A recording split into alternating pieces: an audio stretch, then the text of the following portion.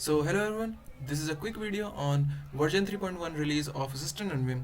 So this will be a quick video, not a description video. So let's start with the UI part. So as you can see in the screenshot, we tweak a UI a little bit to make a great user experience because in previous UI you already know that we have a split between this input and output windows. We have two windows, one is upper one which is input and one is lower which is output, but we remove those windows and make a single window like logs to output our logs in a bigger picture because let's say you have something like a really large test case like here by default you give 10 test cases which will not be correctly rendered on the previous UI because the screen is uh, some users don't have that big screen to render this large text. What you need to do in that case, you have to jump on this window and scroll down a bit to see your text fully. What if the text is too big?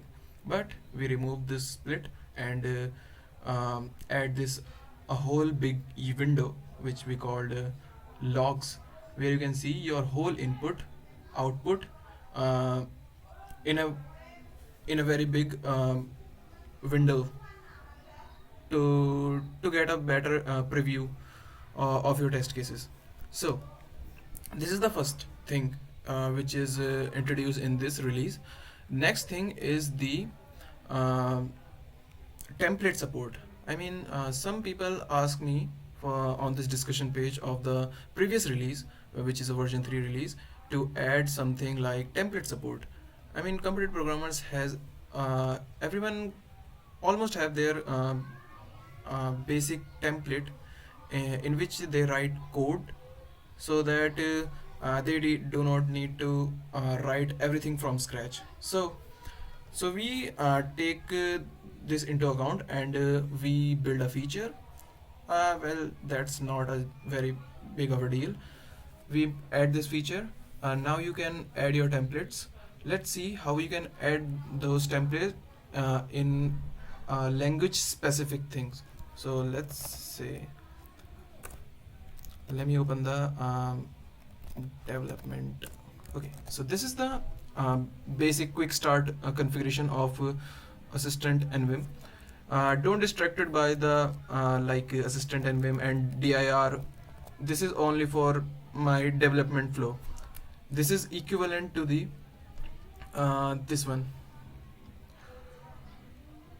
Yes, this is equivalent to this quick start code snippet, but for my development setup I have to specify the directory for my ease of development. So let's forget all about this. Let's go to the options. So how you can add the template path to your to any language specific, like if you want to add a template path to the C++ files, like you can see here in the readme you have a new key which is called template, which is by default set to nil for every source like Python, C++ or any other source. By default value of the template is nil. So let's set up this.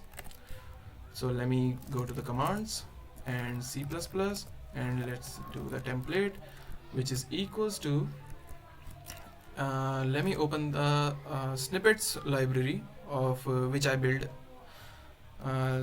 So these are some of my snippets which I use during my competitive contests, which is pretty helpful. So as you can see, there are plenty of snippets, but we are focusing on the templates. So if I open this one, you can see here is a pre-written code which is ready to use for your competitive scenarios. So everyone has their pre-written templates. So let's provide this path to this template key. So workspace, computer programming, code library, and the template.cpp. So as you can see, we provided the path successfully to the C++ source. You can provide this template to any of the source which you want to add, like Python, Rust, Go, or anything you want. Now let's create the Neovim, and I have opened this problem from the code forces. So let's now try to fetch this. Let's open the Neovim, and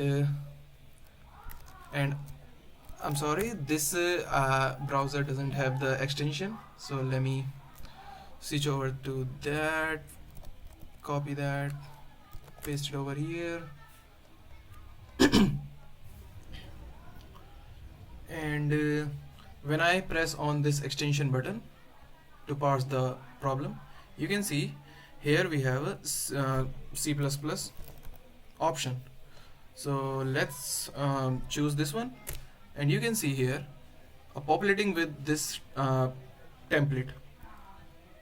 So whenever you create a new file with this plugin automatically populate the template content in your current newly created file.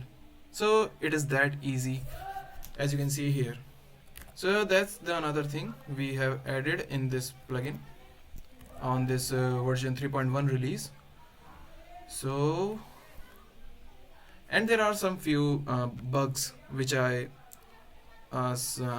patched in this release, like someone tell that Q is not working for all the windows. Like if I open the window like here, and if I want to close this, I can simply press Q.